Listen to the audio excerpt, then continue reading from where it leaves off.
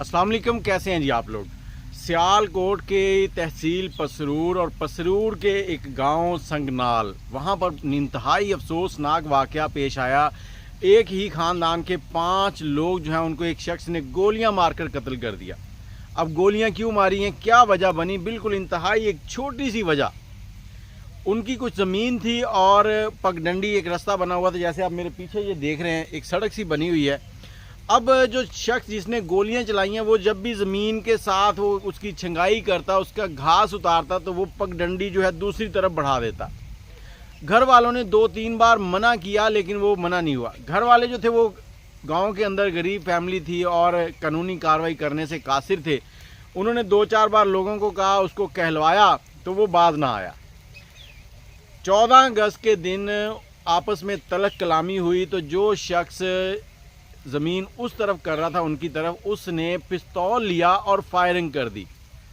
एक ही घर के 4 लोगों को कत्ल कर दिया और साथ ही एक हमसाई थी जो बचाने के लिए आई थी, उसको भी गोली मार के कत्ल कर दिया। हम लोगों का खून सफ़ेद हो चुका है। अभी अब अगर आप 4 इंच या 5 इंच ज़मीन इस तरफ कर भी लेते हैं, आपके नाम तो वही ज़मीन है जो है। इतनी ज़मीन बढ़ाने से आपकी ना तो पैदावार बढ़ जानी है और उल्टा आप जो हैं लोगों की नज़रों में कितने बुरे दिखाई देंगे। हर बंदा आपको अगर मुंह पे बुरा नहीं कहेगा ना, वैसे ज़रूर बुरा कह देगा कि देखो कैसा बेवकूफ़ इंसान है, 1 इंच ज़मीन इस तरफ करके बैठा हुआ है। और ये हर मुरब्बे के अंदर 1-2 लोग इस तरह के होते हैं जिनको ये आदत होती है कि ज़मीन को बढ़ाना, इस तरह से दूसरे की तरफ बनना जो है वो करते जाना, जो पगडंडी होती है। अब ये नाहक कत्ल कर दिए उसने। क्या आपने मरना नहीं है? उसके बाद पुलिस आई, FIR हुई, सब कुछ हुआ, लेकिन वजह देखें कितनी छोटी सी है। सिर्फ 4 इंच ज़मीन उस तरफ बढ़ाई, उसकी वजह से लड़ाई हुई और 5 लोग जो हैं वो कत्ल हो गए।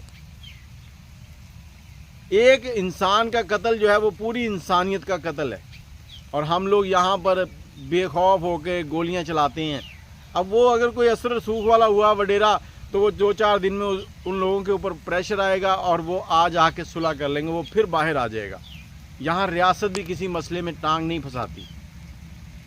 बहुत ही अफसोसनाक वाक़या 14 अगस्त वाले दिन हुआ है।